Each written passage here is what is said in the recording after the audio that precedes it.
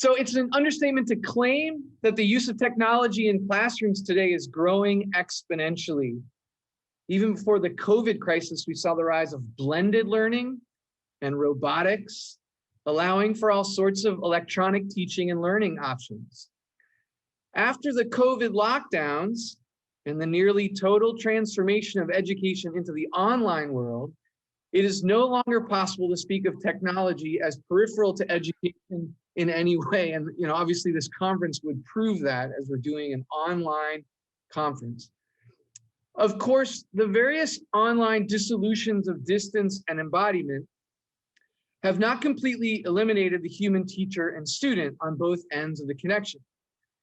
Nevertheless, current voices of technophilia and ongoing techno-pedagogical inventions speak to such a possibility on the horizon. And so I've mentioned the conference, in fact. Thus, the trajectory toward artificial intelligence replacing human teachers begs the question, must there be human teachers at all? Can the movement toward technological displacement of pedagogical realities end in a total elimination of the human teacher? If so, what would the strengths and weaknesses be of such an alternate reality? So following Girard's lead of developing a mimetic theory rooted in the initial exploration of mimesis in ancient Greek thought in light of Judeo-Christian insights and Western developments, this paper examines three of the key areas of pedagogy: classroom management, instructional delivery, and assessment in light of mimetic theory.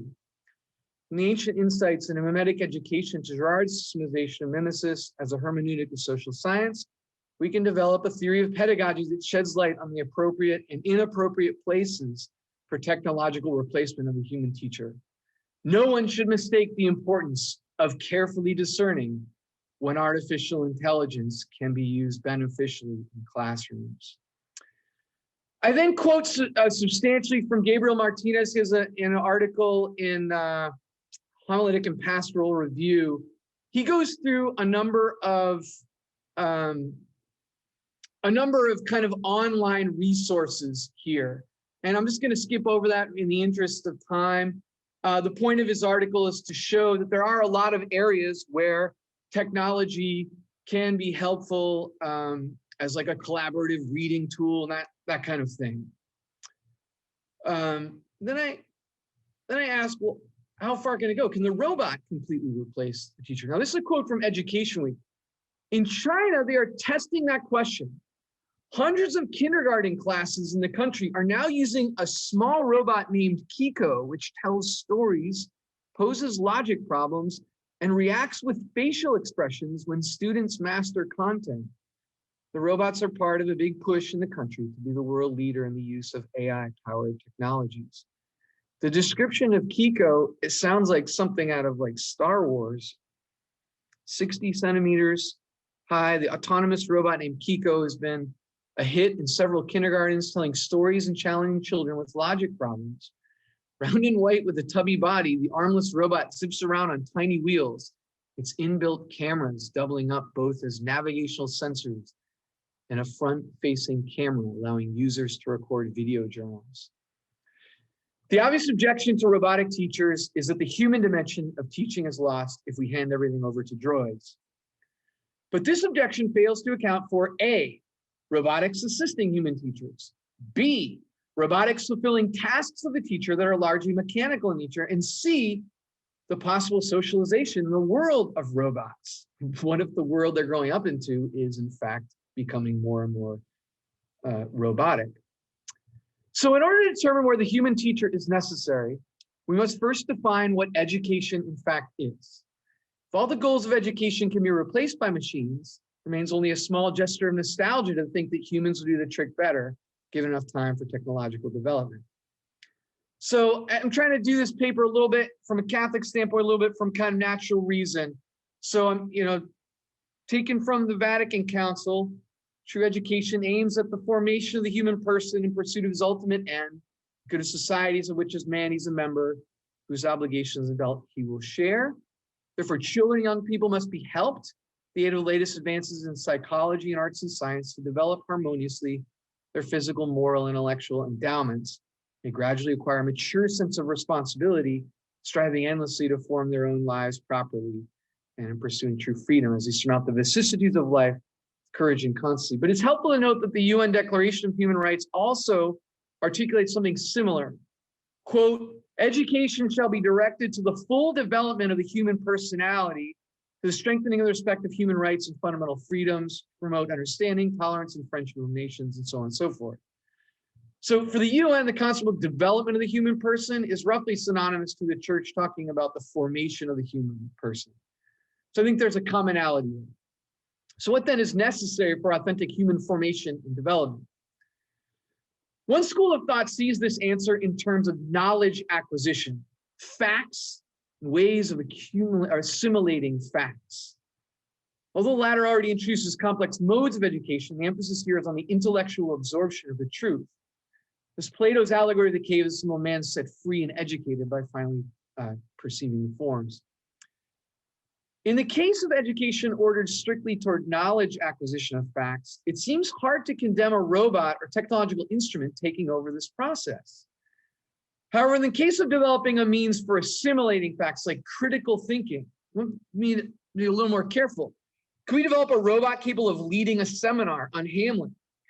If so, then the robot remains a possibility even in this field. However, since the very exploration of great ideas ultimately returns to the question of what it means to be human, it would seem necessary in this case for the robot to take a back seat to the human teacher. In the case of the church and the UN, however, the vision of education is something beyond mere feeding of the intellect. The idea of formation of the person and development of personality suggests not merely a similar approach to training the will and the intellect, but also an entire project of opening the child up to his or her identity as an adult human person. Okay, so could a robot train a child's will? What does it look like for an AI to go through the stages of discipline with a child? Can AI inspire adolescents to train harder? Not only does this problem suggest a huge gap in robotic pedagogy potential, but also it demands a return to mimetic principles of pedagogy relevant to the conference. Certainly not pushing further than the great tradition of education in the West from, say, Aristotle, who said that mimesis is at the core of man's learning his earliest lessons in poetics. Girard is nevertheless a very important modern voice for helping us steer through many layers of romantic individualism and modern denial of the mimetic nature of man. In order for AI to become the disciplinarian or voice of inspiration, the robot must first become the model of desire for the child. The child must identify with the robot in a fundamental way that allows his will to guide him. Is that possible? The Dr. Frankensteins of the world may argue that in time we can make droids so lifelike that their ability to model desire in children becomes effective. This is a good idea. Once we attach whole person formation to this training of the will in a Girardian light, we realize that education to a large extent depends on the child finding in real human adults the models which will guide who he desires to become. If a child desires to become a robot, we have a problem with education. We have not fully developed the human personality, as the UN says. We've developed a mechanized personality. I don't know if I have time. I still have 10 minutes, I think so. All right, let's look at a little Catholic detour. Here's a little Catholic detour. You know, Catholic education in Second Vatican Council, Gravissima Educationis, also talks about the baptized, where they're gradually introduced to the knowledge of the mystery of salvation, become more aware of the gift of faith they receive, how to worship God the Father in spirit and truth, like in liturgical action, and live according to the new man created in justice and holiness of truth. So that's the supernatural dimension of Catholic education. This passage only leaves room for one mechanistic area of education, facts about the faith. Like you could see a robot saying, you know, God is three persons in one divine being. Perhaps machines can assist in basic catechetical instruction. After this, though, the text demands mimetic interaction with humans and the person of Christ almost entirely. One must become aware of the gift of faith. This is something that will demand an engagement with others of the faith. No machine can teach that. Once we start saying that robots can have faith, we've lost our mind. They must learn to worship the Father, especially in liturgy, says the church. Shall our schools have AI in mass? That's sacrilegious, even idolatrous, perhaps. Only through the mimetic association with other believers can the child learn to worship correctly and with a lively faith. Father Lusvardi writes, if EMAS can substitute for the real thing, then the parish community is dispensable, right? So even our sacraments have to be present to one another. In the big hitter claim, students are called to be conformed in their personal lives according to the new man created in justice and holiness of truth. Confirmation of Christ is entirely a mimetic phenomenon. Imitatio Christi is the bedrock of Christian existence. Indeed, the passage is derived from Ephesians 4, which culminates with St. Paul saying, imitate me as I imitate Christ. The church is a collection of lived witnesses to this imitation, an imitation that culminates in perfect manhood, as they frame it. This phrase should not be read in light of gender politics. It means that the Christian has developed potentials in imitation of the human face of Christ, divine by the second person of the Trinity. To bring in a machine would be to attack the fundamental mystery of the God-man. God became man that we might become gods, Athanasius' credit is saying. There is no salvation from a robot imitating God, only idolatry if we believe there can be. From a Girardian perspective, we might also consider the redemptive effects of Christian grace and healing original sin as the force of good mimesis healing us of scandalized desires. Can students access this grace in a world run by machines? The church says no. Returning to general education, trying to broaden this back to a kind of natural framework for education, we see that this excursus into Catholic principles highlights the dangers of AI in any level of human formation. Even if we conceded the use of a robot in providing facts to be memorized by a child, we've already lost the role model for human development, so necessary for any stage of child or adolescent development. That is to say, we've lost the human role model. Moreover, the need for positive mimesis to guide children and adolescents away from mimetic scandal is still valuable even in secular schools, as long as we hold to a definition of education that's tied to full human development or formation. The coach, the mentor, the teacher everyone can talk to. These are the heroes of education who allow young people to imitate a perceived or real maturity and form their desires positively in this life. The human teacher becomes a kind of external mediator to grab the child out of its scandals of internal mediation, particularly strong in adolescence. All right, so there are dangers then from a mechanized role model. The dangers of an AI invasion into schools are nothing short of a transformation of society into one that values its own self-mechanization. The objection here is that we're heading into more and more of a mechanized society anyway. So why shouldn't we be taught by machines? We live in our computers or on our phone. We conduct our conferences online. We're largely our own social media computerized machine. What's wrong with driving further towards a Darth Vader or Tron sci-fi reality? In their end, there has to be a final decision that we make as humans. Either we want to keep preserving our existence as humans, or we jettison the whole thing and begin to seek something new. So I've got about like 5 minutes left. The next excursus is a little bit of Schwager here, but we got Petra over in Innsbruck, so that's probably appropriate to go with Schwager there. So Father Schwager, he talks about the tangled hierarchy of technology and nature. This is on his book on original sin. And the once stable elements of human nature no longer remain as such, with, quote, the increasing possibilities of changeable nature through genetic manipulation. Sci-fi narratives that combine human and non-human elements to create real monsters seem more and more possible each new year of genetics, like the CRISPR world comes more into focus as a futuristic dystopia. But in light of the principle of human freedom, Father Schwager also suggests that perhaps it's not so bad after all. He says, quote, even if the immense dangers are bound up with this potential self-determination, nonetheless, the new possibilities and tasks are commensurate with the Christian understanding of freedoms, total and finalizing self-mastery. He's trying to work through the problem there of genetic manipulation and freedom in the light of evolution and the Girardian approach to the doctrine of original sin. It's an amazing book. In the above quote, Schwager is largely considering the Human Genome Project, the capacity for self-mastery, such that humans can, quote, engage in a new way with their entire past. The evolutionary model suggests that freedom and genetics have already begun to be interrelated.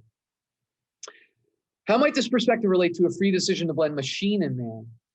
Obviously, there are already complex examples like heart stents, shoulder pins, artificial limbs, pacemaker. I don't know if I'm dating, but Darth Vader, he was the guy in Star Wars, like he was mostly machine. At what point does the machine man no longer remain a man? It seems that the Girardian answer, in line with perennial philosophy, remains that man is fundamentally a relational animal whose soul is ordered to the true and the good in a communal relation with others. He desires metaphysical being in the other. These metaphysical dimensions of the person strictly define him as man, opposed to animal or machine. At the same time, remains the case that the substantial union of body and soul is a fundamental aspect of man, the rational animal. He must remain in the animal kingdom too if his genomes are altered within reason. Thus, just as Schwager notes immense danger in the human genome project mixed with freedom and biology, so also must we be careful of mixing machine with the human, who is always spiritual and animal in part. At the same time, just as freedom is linked to self-mastery, technology also opens the door to new possibilities that must be considered. So I end here with a kind of a balanced view. In my view, the limits of the teacher's use of technology must be that he remain a rational being enfleshed in the classroom. Robots and online instruction should only be used as support for the goals that are primarily determined by the human being. Moreover, given the radical importance for the human mimetic dynamic in education, technology should be used only in necessity if it runs the risk of distorting this interpersonal dimension. So there has to be some kind of discernment there. Ideally, one can see computer-based reading programs to develop certain skills, programs to enhance factual memorization, and other elements to provide facts, questions, and answers. Nevertheless, even here, we must ask how much screen time is even valuable. So in the big three, then, classroom management, instructional delivery, and assessment, just to kind of summarize, I do think in instructional delivery, you could have certain types of robotic dimensions to that. Although again, how far are you going to go before the lecturer is now your role model? What else do we have here? Classroom management. I think that that's really risky to try to take a human being out of that. Maybe with assessment, computer with multiple choice tests, using machines to do that is helpful. So I think that's probably the biggest help. All right, I'm going to scroll to the conclusion here. Should man decide to move forward and rearrange his genomes and take on more mechanized aspects of his bodily realm, he gains greater reason to move technology in the classroom. After all, children should be prepared for the world they live in. At the same time, fundamental philosophy and the mimetic theory prevent us from wholesale genesing the human teacher as the core metaphysical aspects of the human person, in order to truth and goodness and relation to others mimetically, cannot be replaced by a robot. And should they, something deficient in education would ensue, for we would no longer be mimetically forming the whole human person into an adult human.